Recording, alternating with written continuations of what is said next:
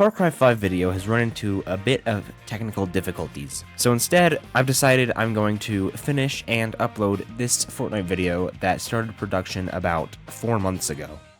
Fortnite has an economy, and I'm not just talking about buying a skin in the Atom shop for 1,000 V-Bucks, I mean the island itself has an economy.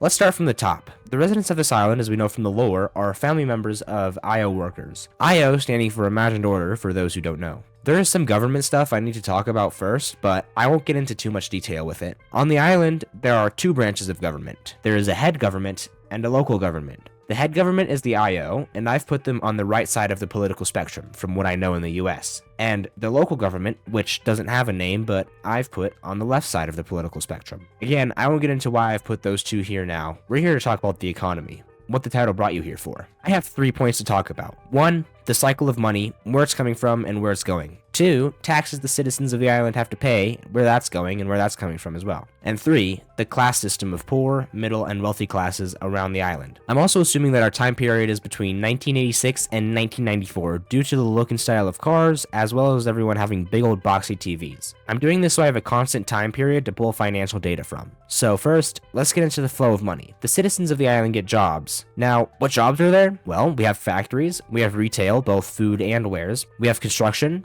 insurance, and we also have hunting and fishing. People even sell ice cream out of ice cream vans that normally end up in unfortunate and precarious situations. How do we know about these jobs, you might ask? Well, simple. The factories are pretty much all over the place, most notably the toilet factory on the south side of the island. We also have a factory pretty much smack dab in the middle of the island with what I presume to be a storage for what that factory makes close by. For retail, we have a POI, or in the case of this video, a city, with the name of retail in it. The buildings in that city living up to the name. And I'd like to make a point here real quick. I think it's odd that there seems to only be brand names sold throughout the entire island. I think we kind of have a North Korea situation where there are little to no foreign goods made or sold within the country. They make their own stuff, including toilets. Retail-wise, Nom's is your main grocer, Pizza Pit and Der Burger are your main food places. There's even only one brand of gasoline you could buy. There are plenty of examples of a construction company around the island, although it is weird that the company has no name from what I could find. And we can tell there's a hunting industry based on the big-ass sporting goods store in the middle of Greasy Grove, indicating a demand for hunting and camping equipment. As far as the insurance is concerned, No Sweat Insurance is the company insuring everyone and everything on the island. Once again, just one company. And there's a number of reasons, besides being a dictatorship, that they are relying on island-only brands and companies. I believe they have to be importing some material, whether that be lumber, rock and stone, precious metals, I really don't know. But there's no way the island itself has enough porcelain to be making what seems like infinite toilets. So, citizens get jobs, selling food, selling insurance, making toilets, building houses, etc., etc. And let me tell you, those insurance salespeople are making bank around here. But anyway, these people work, get paid, and then they pay taxes. Yes, there are taxes, and we know there are taxes because, simply put, public infrastructure. Roads, bridges, power poles, water treatment, and the sort. And I call these 2 buildings water treatment because they're right up against the lake, and they have a factory look to them. So, I just assume they're treating water there. Some people might think, what about the taxes that are used to pay our government employees, such as police and firemen?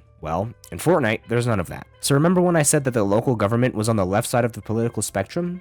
This is what I mean by that. Before Battle Royale and Save the World, there is evidence of fire trucks and police cars, and even in the beginning of Battle Royale, police cars were able to be seen.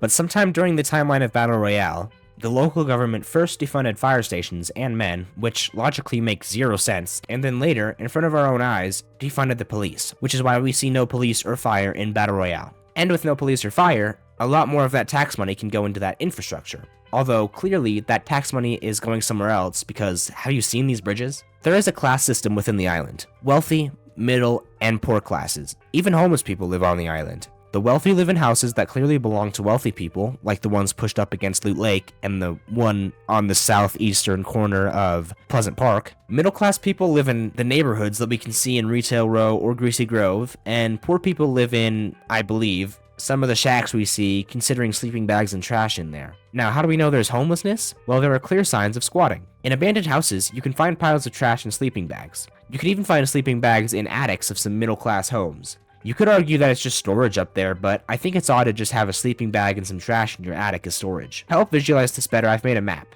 And there's a lot on this map, so listen up because it might be confusing. So, the middlest of middle class, I believe, is located here at Greasy Grove. There's no abandoned houses and no wealthy houses as well. and the burger joint that feeds the whole island is located here, as well as the sporting goods store that presumably does the same thing. I believe the middle class section expands through Shifty Shafts, Salty Springs, and into Retail Row. I think the further east we go, the less middle class we get. In the wealthy class category, we clearly start at Snobby Shores and extend up into Pleasant Park and over into the area where Lazy Links will go in the future. For the poor people, I believe we're down south, starting at Fatal Fields and going into Moisty Mire and stretching up into the racetrack.